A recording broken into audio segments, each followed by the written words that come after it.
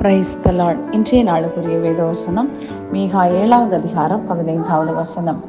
நீ எகிப்து தேசத்திலிருந்து புறப்பட்ட நாளில் நடந்தது போலவே உன்னை அதிசயங்களை காண பண்ணுவேன். அன்புக்குரியவர்களே, இந்த அருமையான காலை வேளையிலே அருமைநாதர் இயேசு கிறிஸ்துவின் இனிய நாமத்தில் உங்களை வாழ்த்துகிறேன்.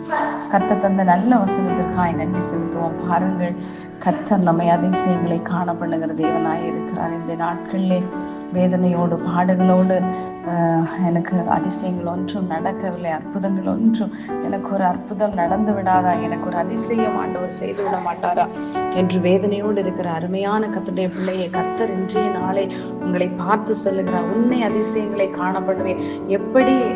எப்போது நம்மை காணப்படுவார்?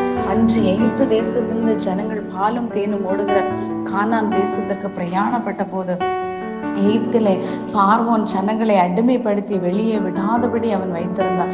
ஆனால் பாருங்கள், அவன் அறியாத வழிகளிலூടെ கர்த்தருடைய பிள்ளைகளை கர்த்தர் அதிசயகரமாய் நடத்தி, பாருங்கள், செங்கடல் தெரியவில்லை. அவர்கள் பார்த்து வந்த தேசம் அது கானான் தேசம், பாலும் தேனும் ஓடுகிற தேசம் என்று விசுவாசத்தால் யோசுவாவும் காலேபும் மாத்திரம் கண்டார்கள். ஆனபடியினாலே அவர்கள் சொன்னது, அந்த தேசம் நல்லதாய் காணப்படுகிறது, ஆனால் அதில் இருக்கிற ஜனங்கள் பலத்தவர்கள், ஆனால் அவர்களை பார்க்கிலும் நம்மோடு இருக்கிற தேவன் பெரியவர் என்பதை அந்த நாட்களிலே அவர்கள் ஆழமாய் அறிந்தபடியினாலே அந்த ஜனங்களுக்கு பயப்படவில்லை. அதே போல பார்வோன் எத்தனையோ விதங்களிலே ரதங்களால் அவனுடைய படை பலத்தை கொண்டு அவன் பிறகே வந்தான். ஆனால் பாருங்கள், கர்த்தர் நம்முடைய கண்ணீரை காண்கிற தேவன். அந்த ஜனத்தினுடைய அடிமைத்தனத்தை மீட்கும்படியாய் கர்த்தர் அறியாத ஒரு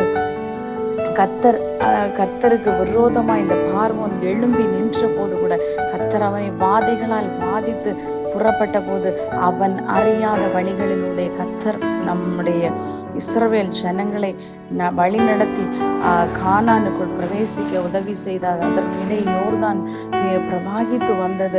எரிகோ கோட்டை துதியினால் இடிந்து விழுந்தது. பாருங்கள், ஒரு அற்புதத்தை அதிசயத்தை பார்க்க வேண்டுமான அநேக சூழ்நிலைகளுக்குள்ளாய் நாம் ஒருவேளை தீயினுடைய அனுபவத்துக்குள்ளாய் போக வேண்டிய சூழ்நிலையாக இருக்கலாம். தண்ணீரில் கூட உள்ள அனுபவங்கள் கூட போக வேண்டியதாக இருக்கலாம்.